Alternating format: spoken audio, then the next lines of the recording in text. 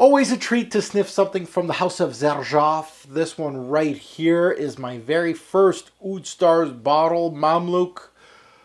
Let's see what it gives me. First impressions coming up.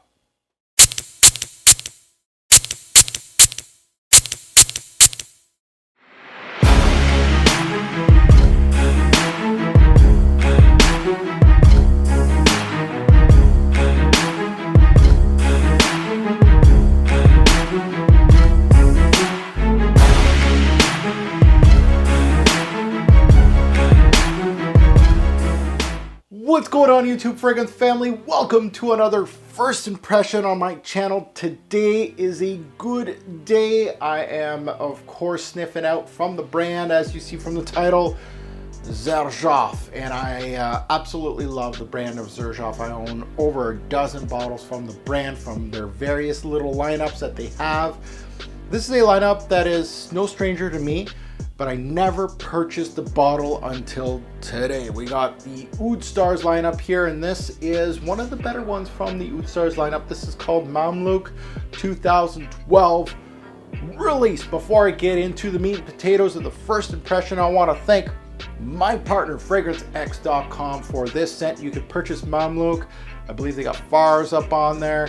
And you can check out fragrancefamily. They got various Xerjoff fragrances, and you can utilize my code ROBES08 and get 15% off on any Xerjoff fragrance, including this pretty little bottle right here. So first impression, this is why you're here. This is why you clicked on this. I am living with this fragrance right now.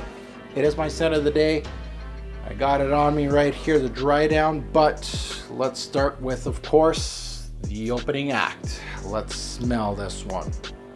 Mamluk. So if you missed it, I do have a video unboxing this and giving my first impression on a piece of paper, but we all know a piece of paper doesn't say much about fragrances as complex as Xerjoff based fragrances. So the opening of Mamluk has that sweetness, caramelized sweetness.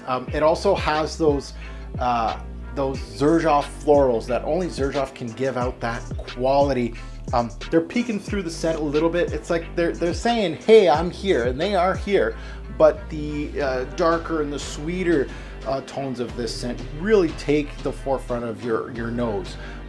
But those florals from Xerjoff always on point. They're very good at florals and very good at citruses, and right here, very well done.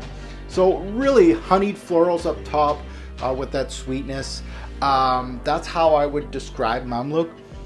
It has some of that underlying oud, and sometimes oud, very complex note, like across the board, very complex note. You're gonna get different scent profiles for different type of ouds, but this has an underlying cheesy, oudy quality to the fragrance. It has that cheesiness to the fragrance.